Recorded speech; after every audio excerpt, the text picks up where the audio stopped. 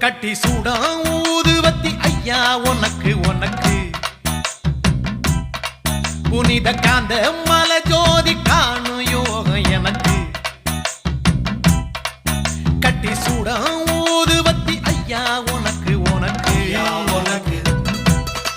புனித காந்த மல ஜோதி காணும் யோகம் எனக்கு